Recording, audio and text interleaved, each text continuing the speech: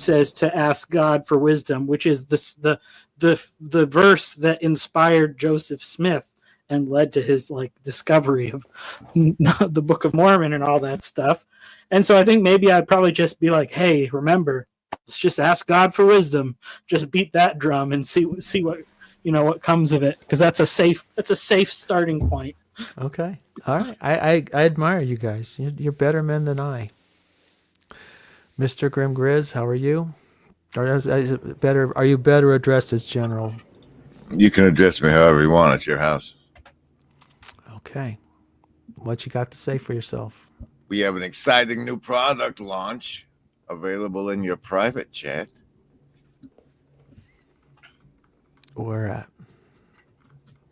How far back do I have? Oh, in the private chat. Sorry. I forgot I had such a thing. Yes, in studio communications available with the StreamYard. Use my referral. This is saying I have to log into a thing. Is this the right link?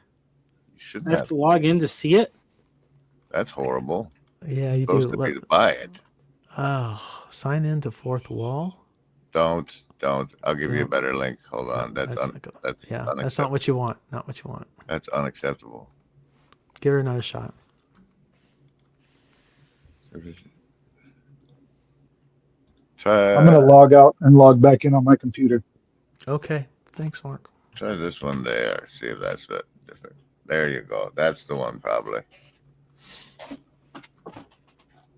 It says coming soon. Oh, you got to... Ooh, interesting. Do I have to fill this out to...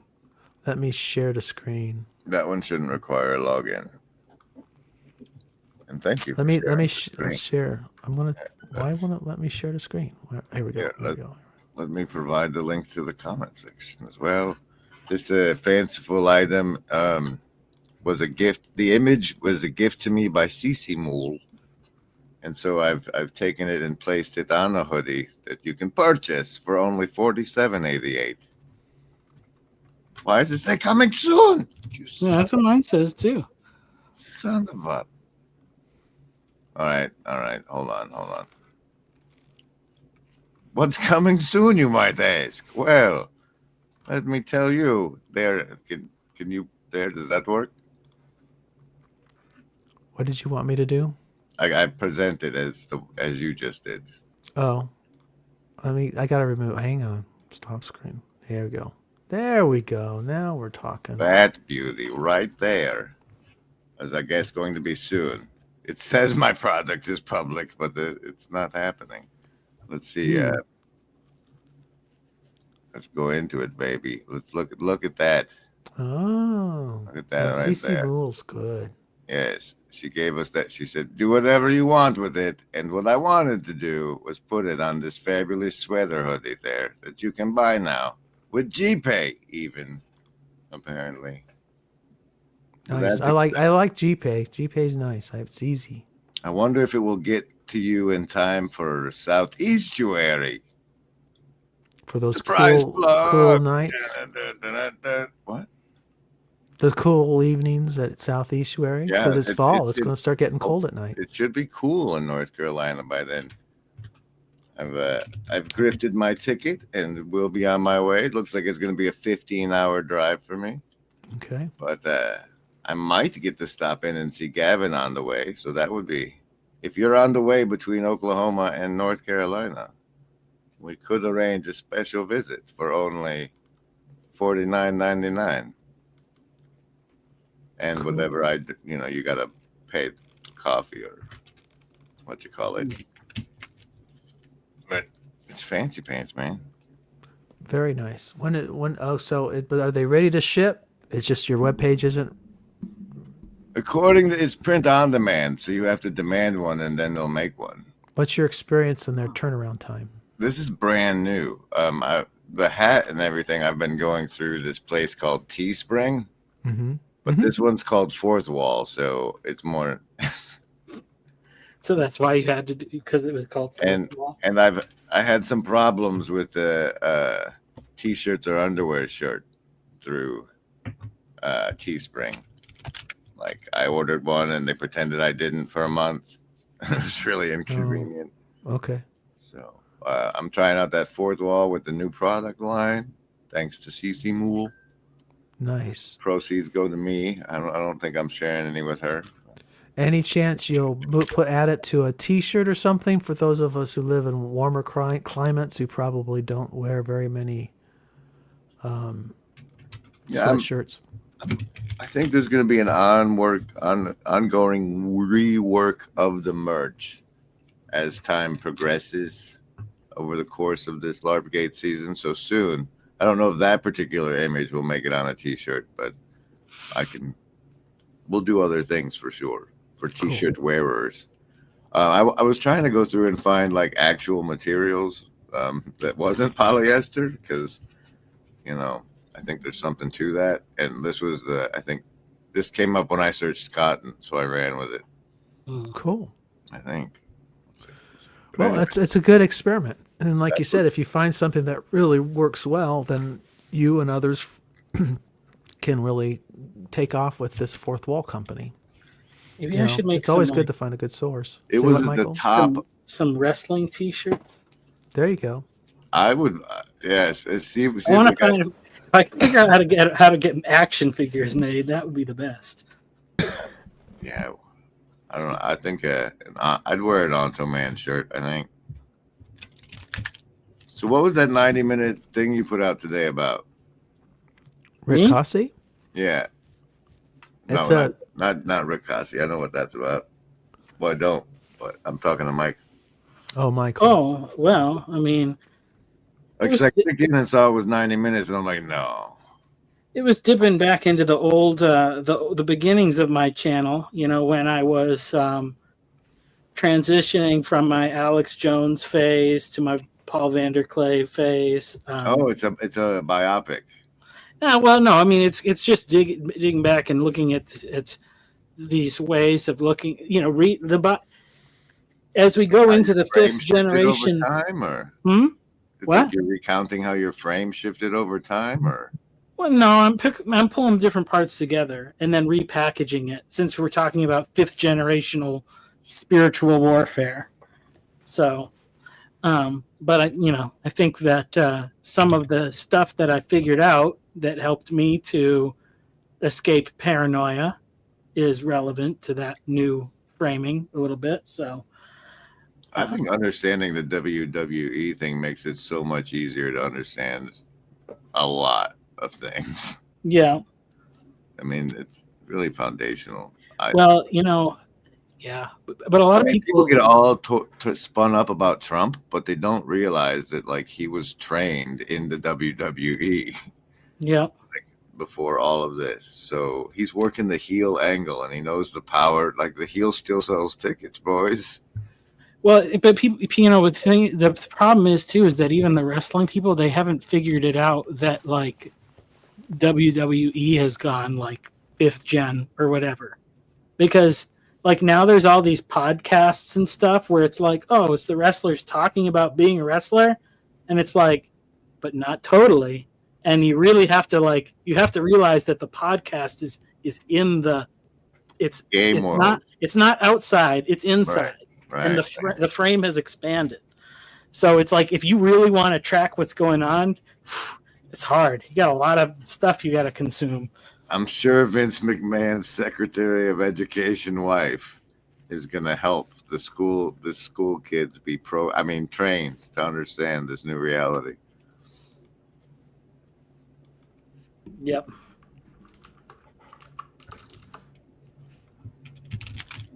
You going to do March, Mark?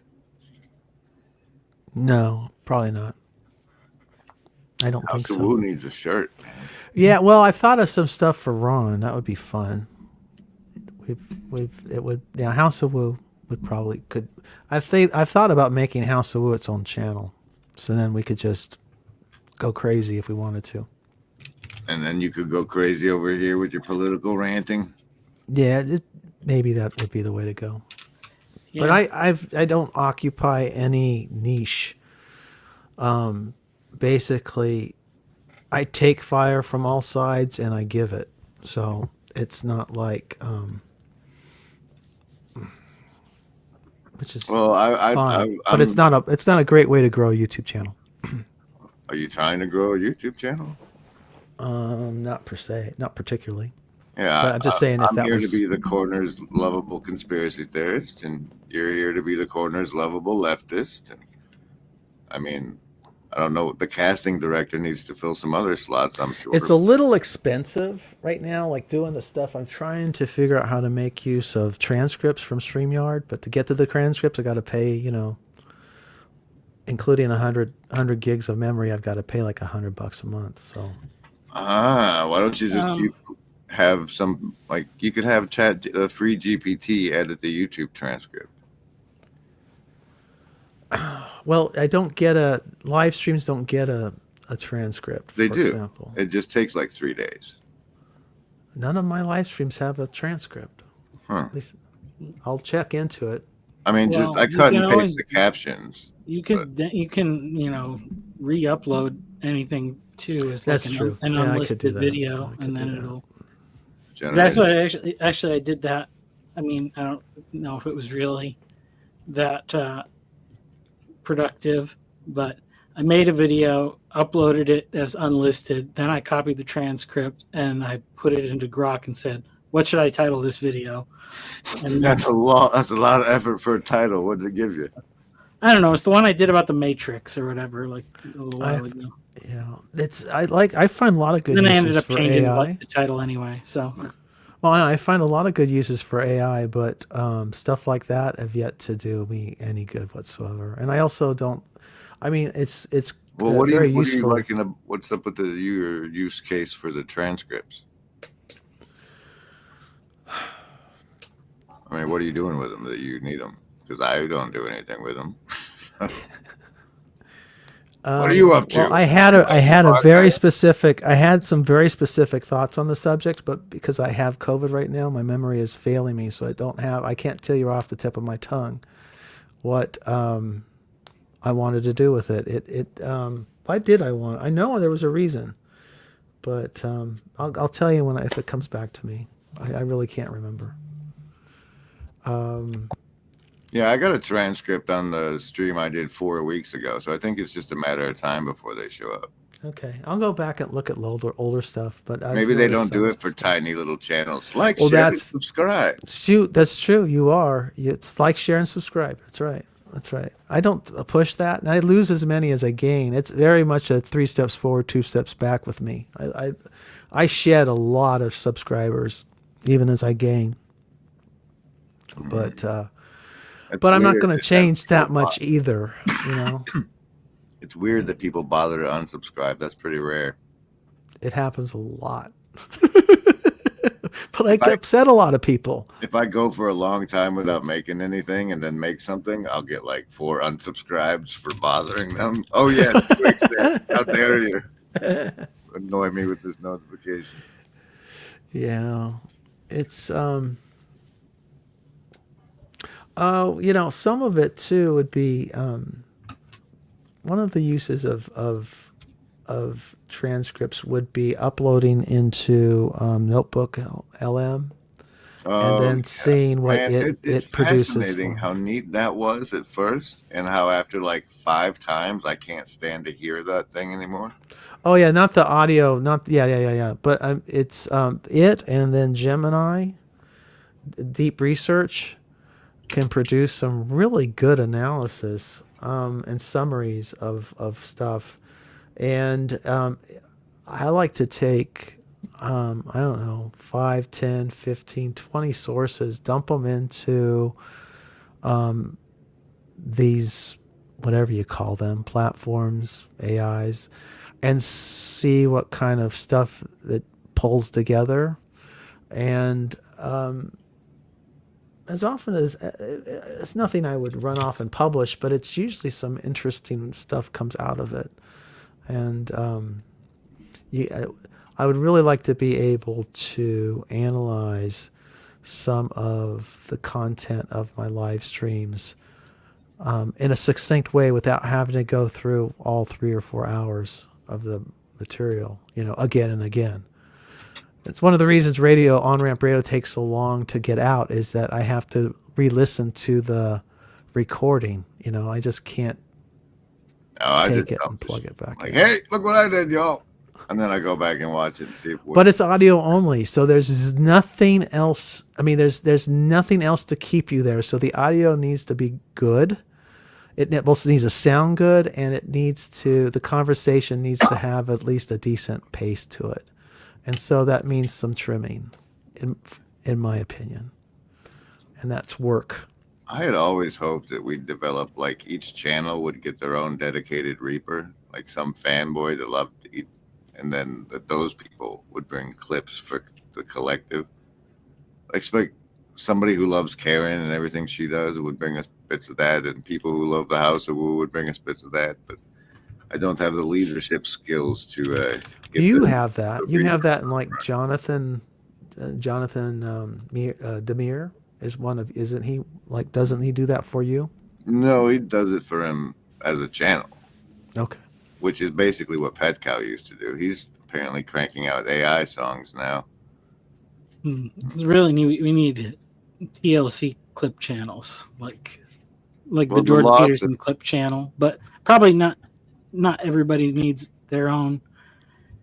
PVK could have a PVK fan run clip channel because he puts out way more than most people can get through. So, well, somebody, if he got bigger, I'd have somebody do that for him, but like as shorts.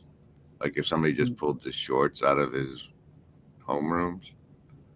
But that's to be successful on YouTube. A good half-hour show of clips would be good, of clips of various things just for the week, and then you'd have links in the show description, and if you want to listen to more, that would be a good service. But it'd be time-consuming. Making videos of clips is time-consuming, so it would take some dedication. That's why I live stream and just run the clip, and like then maybe you can trim it afterwards into something bearable if you ever get around to it. But. So you started out with Alex Jones, Michael?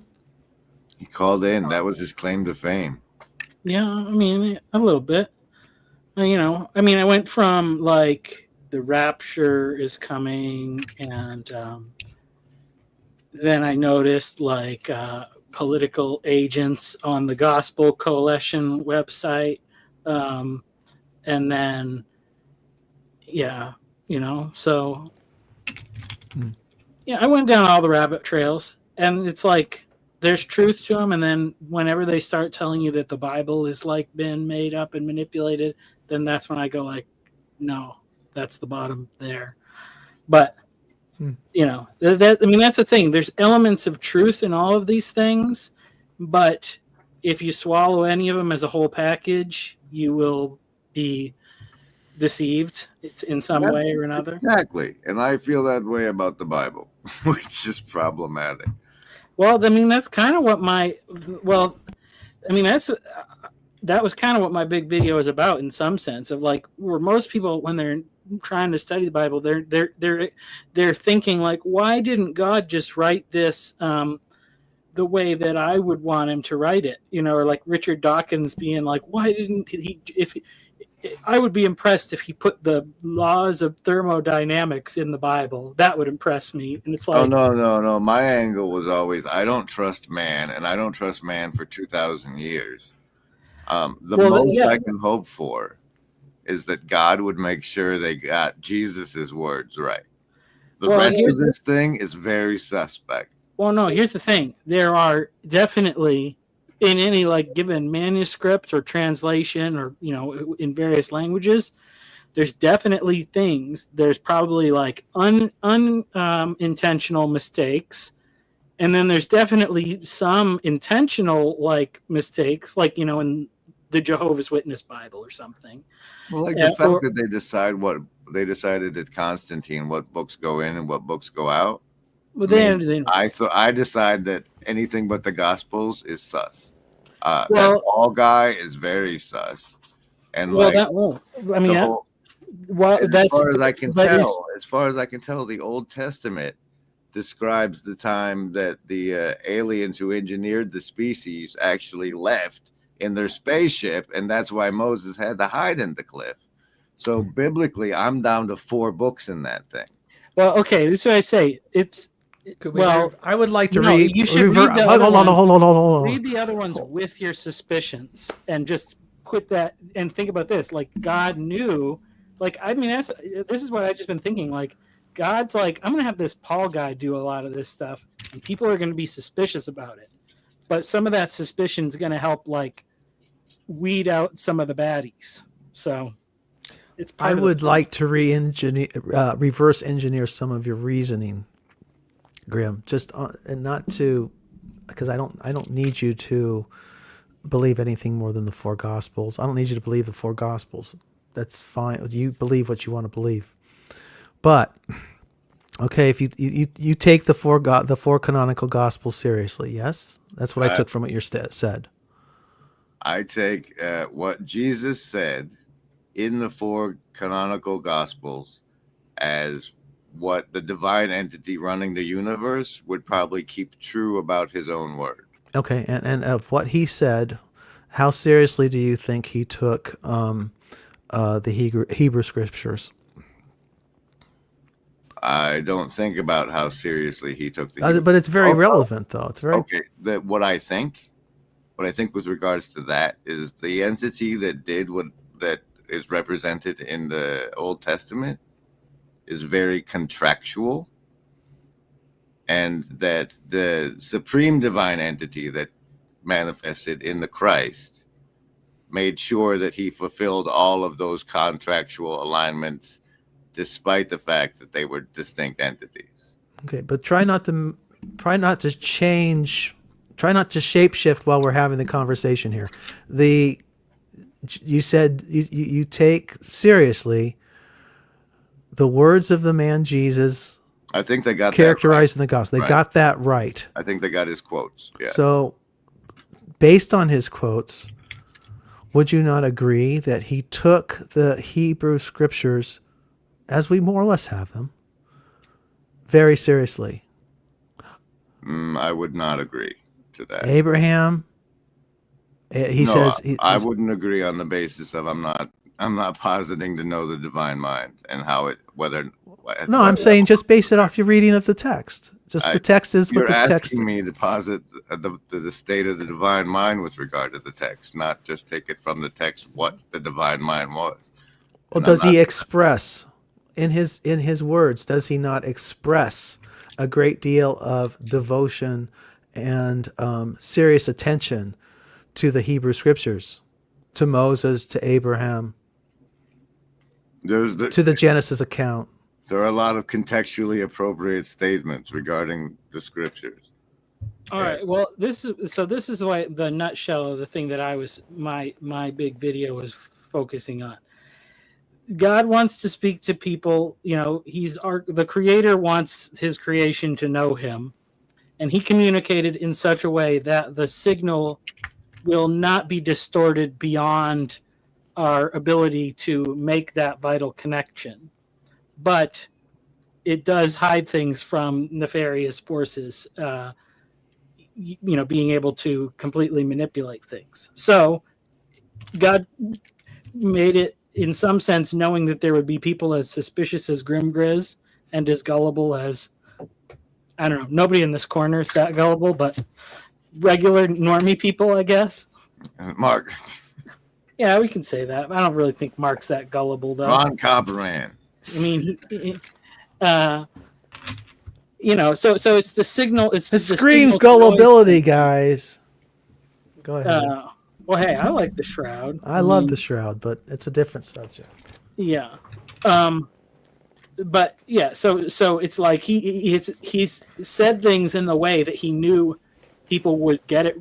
They would get it wrong when they tried to repeat it, but the message would still get through. Or that some people would try to manipulate what he said for their own ends, but they wouldn't ultimately, it would still get through that too, and all the other suspicious things. So that's the way that a God, the real God can and only He can communicate in that way. Yeah, and I'm saying you can take that with Jesus's words and then not trust that the Well, rest. that's fine. And that's the thing. You can be as suspicious or of as much of it as you want if you and that's why it's like my whole thing was like the I don't think devil. you all take it seriously enough, Well, maybe not, especially but the verily, verily lines. the devil doesn't want people to read it at all. So he has to manipulate the people that want to read it into like screwing it up and telling it to other people the wrong way. Because any part of it, you can get some truth that will shake you and deliver you from darkness, probably. See, I don't really get the church thing a whole lot, except for like as Meeting institutionalized girls. practice of communion. Like I I gotta don't, go. I Later, don't Michael. get a church out of the gospel.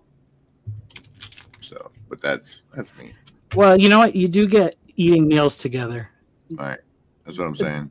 And that's church to me. So Yeah, Christ talked about the assembly a lot. He talked about if someone sins and they don't repent, you eventually bring it to the church. So even Christ talked about the church. He said, "On this rock I'll build my church." Mm-hmm. So, I mean, I am with you if you're saying that the church, as is structured, even in Protestantism and Catholicism, all the variations, it still is the same. You go in, you pray, you sit down, you stand up, you take communion, you hear a sermon, and you go home. I mean, yeah, that is not directly in there.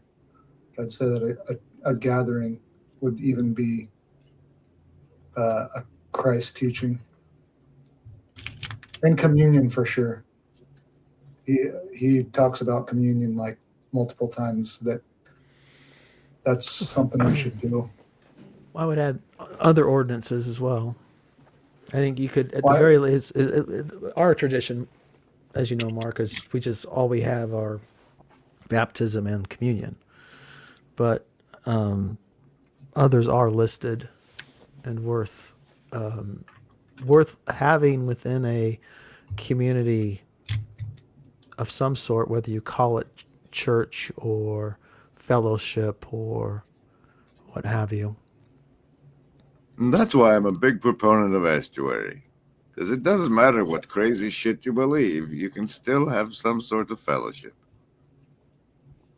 That's true. Do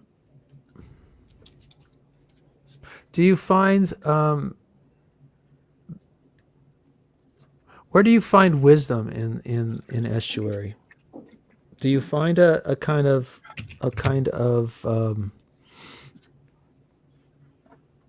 universal wisdom in these in No, I don't. All I find this in thing that estuary we is do hope. around here? No, go ahead. Sorry. All that I find in estuary is hope. I don't have.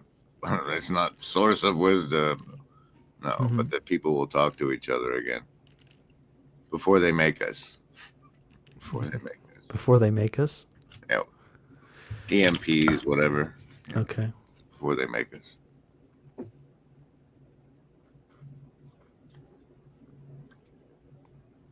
Yeah, as hard as I am on churches and the apostate's condition of American Christianity, I that doesn't mean I'm throwing out the baby with the bathwater. I think it's very much worth fighting for and setting right.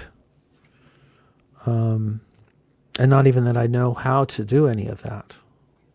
I mean, I am as much a product of our times as anyone. So I myself am corrupted.